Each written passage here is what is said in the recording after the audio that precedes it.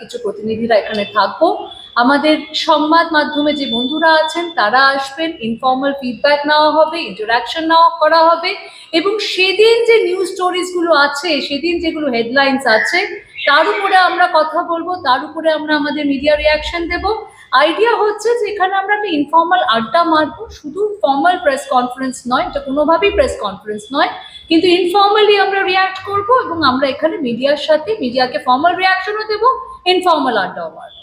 কিন্তু দিদি বলছি, সামনে বিধানসভা নির্বাচন আসছে, এত সময় আপনারা পাবেন মানে এইভাবে বৈঠক করা, মানে প্রতিদিন আড্ডা মারা সম্ভব হবে?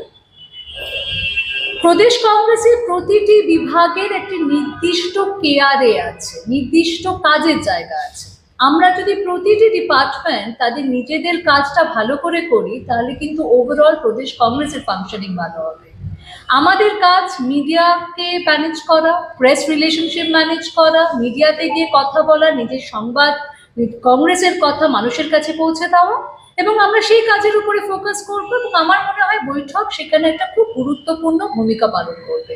কাজে আমাদের ফোকাস থাকবে মিডিয়ার পাবলিসিটি, যারা সংগঠনের কাজ করছে বা যারা অন্য বিভাগে বা অন্য সেলে কাজ করছে তাদের ফোকাস থাকবে সেই বিভাগ আর সেই সেলের কাজের উপরে।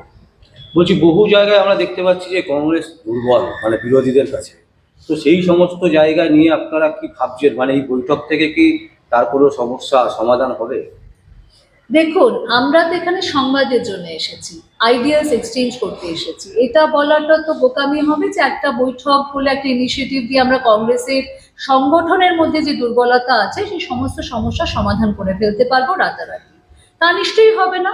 কিন্তু আমরা যে স্ট্রাকচারটা আনার চেষ্টা করছি, আপনারা দেখেছেন কিছুদিন আগে আমাদের এখানে মুখপাত্র সন্ধান নামক একটা ট্যালেন্ট হান্ট ইনিশিয়েটিভ হয়েছে। আমাদের কাছে একটা খুব বড় মিডিয়া টিম এসেছে এখন। সেই মিডিয়া টিমে কিন্তু শুধুমাত্র মুখপাত্র বা স্পোক্স পার্সন নেই, তার সাথে রয়েছে মিডিয়া প্যানেলিস্ট, তার সাথে রয়েছে রিসার্চ কোঅর্ডিনেটরস, তার সাথে রয়েছে পাবলিসিটি কোঅর্ডিনেটরস। আমরা শুধু কলকাতা ভিত্তিক মিডিয়া টিমের মধ্যেও কাজ করছি না, আমরা বিভিন্ন জেলায় মিডিয়া ক্লাস্টার্স বানাচ্ছি। তো আইডিয়া হচ্ছে যে কংগ্রেসের কথা যাতে জেলাতে, গ্রামে, ব্লকে সাধারণ মানুষের কাছে পৌঁছানো যায়, সেটার প্রয়াসে রয়েছে আমাদের কংগ্রেসের মিডিয়া বিভাগের প্রতিটি সৈনিক। তো আমরা সেই কাজটাই উপরে গুরুত্ব দেব।